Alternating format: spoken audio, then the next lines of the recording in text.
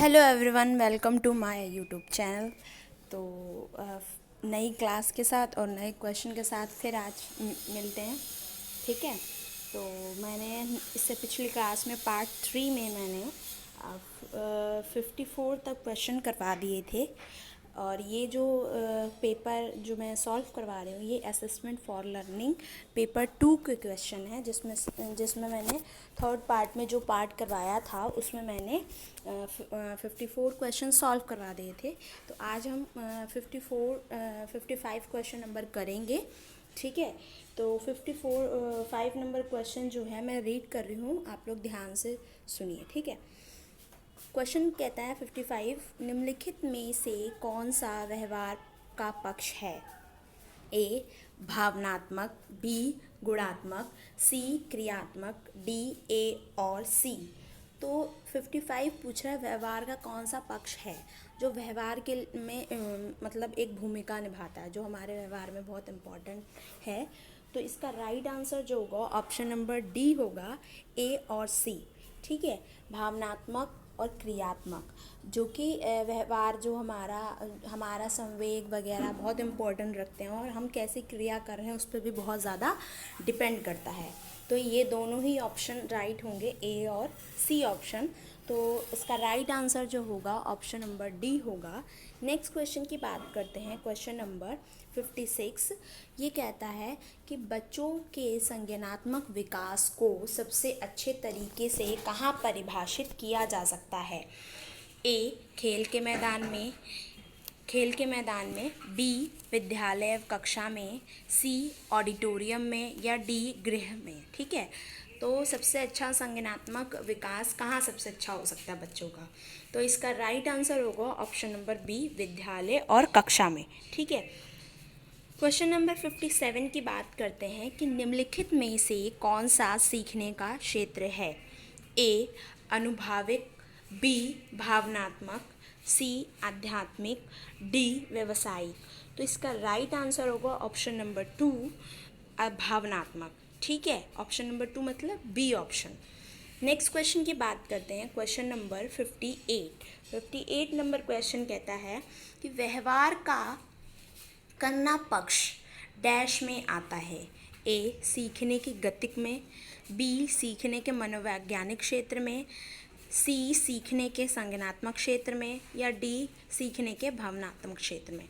तो व्यवहार का करना पक्ष पूछ रहा है, करना किस पक्ष में आता है?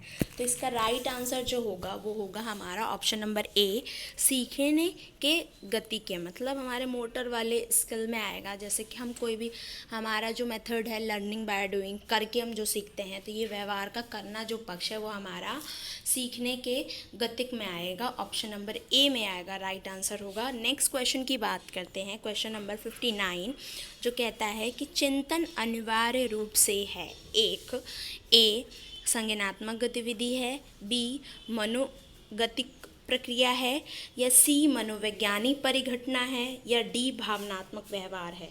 तो इसका राइट आंसर जो होगा वो option number D, option number A होगा। ठीक है। ये एक संज्ञानात्मक गतिविधि है। ठीक है। चिंतन करना हमारे चिंतन मतलब कि हम सोच विचार कर रहे हैं किसी चीज़ पर, तो उसमें सबसे अनिवार्य संज्ञानात्मक गतिविधि है। नेक्स्ट क्वेश्चन की बात करते हैं, क्वेश्चन नंबर 60 नंबर क्वेश्चन जो कहता है कि संसाधन प्रकरण पर पाठ्य योजना बनाते समय आप पहला सोपान क्या होगा? मतलब आपका जो पहला सोपान है जब आप संसाधन प्रकरण मतलब आप बच्चों को संसाधन के बारे में पढ़ा रहे हैं और पढ़ाने के लिए पाठ्य योजना बना रहे हैं, तो उसमें सबसे पहला आपका स्टेप क्या होगा वो पूछ रहा है। तो ऑप्शन नंबर ए शिक्षण सामग्रियों का चयन, बी उद्देश्यों का निर्धारण, सी प्रकरण को कई बार पढ़ना या डी प्रस्तावना से जुड़े सवाल तैयार करना। तो राइट आंसर जो होगा इसका ऑप्शन नंबर जो होगा हमारा बी होगा कि उद्देश्यों का निर्धारण करना। ये नॉर्मली पता है कि हम जब पाठ्य योजना किसी भी चैप्टर या लेसन की बनाते हैं तो हम पहले ये उद्देश्य निर्धारित कर लेते हैं कि हमें बच्चों में कौन कौन से उद्देश्य को बढ़ाना है, मतलब बच्चों में कौन कौन से स्किल डेवलप हो जानी चाहिए। ठीक है, तो इसका आंसर जो होगा ऑप्शन नंबर बी होगा। नेक्स्ट क्वेश्चन की बात करते हैं क्वेश्चन नंबर 61। निम्नलिखित में से कौन सा पद गयात्मक उद्देश्य के अंतर्गत आता है? ए व्यवस्थापन, बी नियंत्रण, सी अनुमूलन या डी विश्लेषण। तो इसका राइट आंसर जो होगा ऑप्शन नंबर बी होगा। नियंत्रण जो है वो गयात्मक उद्देश्य के अंतर्गत आता है। नेक्स्ट क्वेश्चन की बात करते हैं क्वेश्चन नंबर 62, जो कि ब्लूम टैक्सोनॉमी से है कि ब्लूम की टैक्सोनॉमी डैश को पदानुक्रमित व्यवस्था है। ए पठन कौशल, बी संज्ञानात्मक कौशल, सी उपलब्धि लक्ष्यों या डी पाठचर्या संबंधित घोषणाएं। तो राइट आंसर जो होगा ऑप्शन नंबर बी होगा, इसका संज्ञानात्मक कौशल है। ठीक है, नेक्स्ट क्वेश्चन की बात करते हैं। अगर आपने ब्लूम टैक्सोनॉमी पढ़ी होगी तो आराम से आप लोग कर पाएंगे। 63 नंबर क्वेश्चन की बात करते हैं कि ब्लूम के वर्गीकरण के आधार पर उद्देश्य आधारित प्रश्नों के निर्माण में कौन सा विकल्प असंगत है? ठीक है, ए विश्लेषण, बी मूल्यांकन, सी आत्म अनुभूति, डी अनुप्रयोग। ठीक है, तो 63 का राइट आंसर जो होगा ऑप्शन नंबर सी होगा, जो कि आत्म अनुभूति है। ठीक है, ये असंगत माना जाएगा, लेकिन विश्लेषण और मूल्यांकन अनुप्रयोग ये दोनों ही उसके वर्गीकरण के एक हिस्सा माना जाता है। ठीक है, अगर पढ़ा होगा आपने ट्रायंगल में जो हमारा ब्लूम की टैक्सोनॉमी को दिखाया गया है। नेक्स्ट क्वेश्चन की बात करते हैं क्वेश्चन नंबर 64।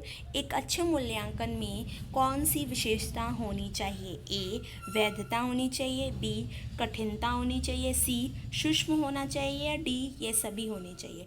तो एक अच्छे मूल्यांकन में हमारा जो है वो वैधता होना बहुत ही अनिवार्य है। ये नहीं कि वैधता नहीं होगी तो क्वेश्चन चेंज होगा तो मूल्यांकन कैसे अच्छा होगा, है ना। तो ऑप्शन नंबर ए जो इसका राइट आंसर होगा। नेक्स्ट क्वेश्चन की बात करते हैं क्वेश्चन नंबर 65 कहता है कि निर्मात्मक मूल्यांकन का क्या अर्थ है?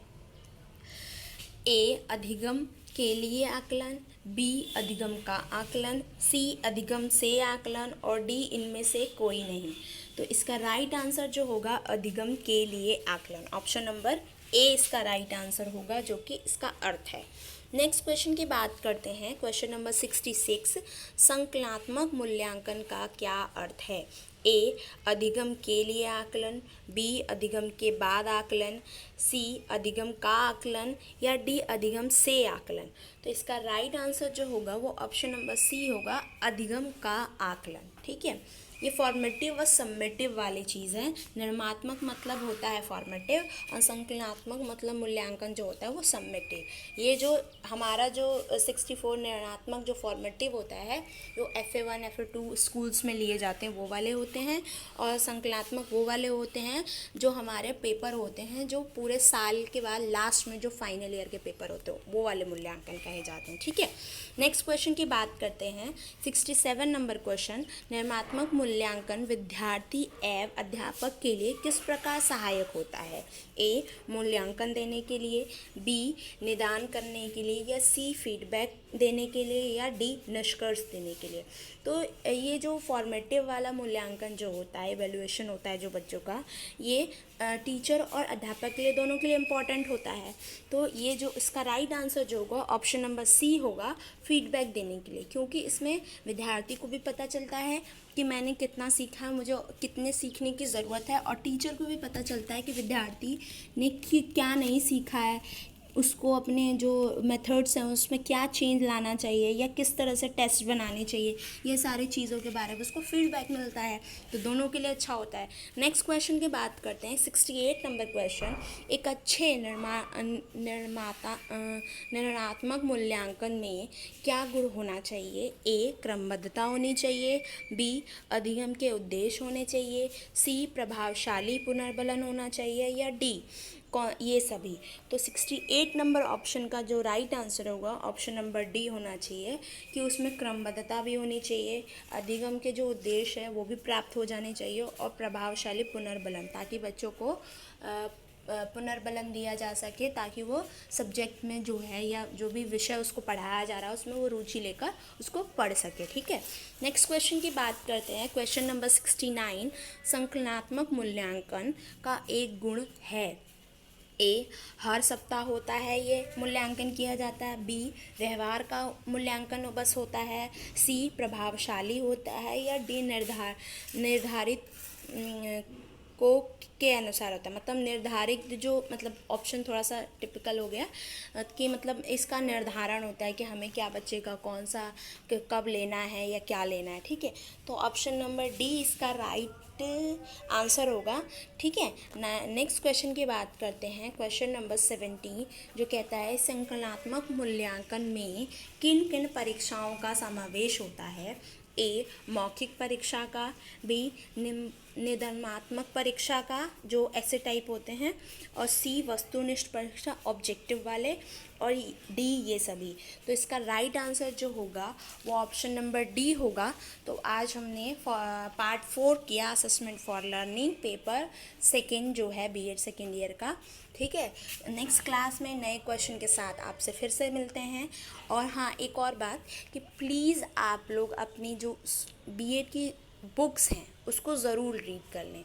ठीक है, मैक्सिमम जो क्वेश्चंस बन रहे हैं वो तो बन जाएंगे, लेकिन आप लोग रीड करके रखेंगे तो ज़्यादा बेहतर है कि अगर और क्वेश्चंस बन सकते हैं तो आपको उसके बारे में पता होगा तो आप उसका राइट आंसर अच्छे से निकाल पाएंगे। ठीक है, तो ये मत सोचिए कि बस हमने 50 या एमसीक्यू कर लिए तो हो गया। नहीं, आपको बुक पढ़नी ही पढ़नी है, तभी आपको समझ में आएगा, नहीं तो ऑप्शंस समझ में नहीं आएंगे।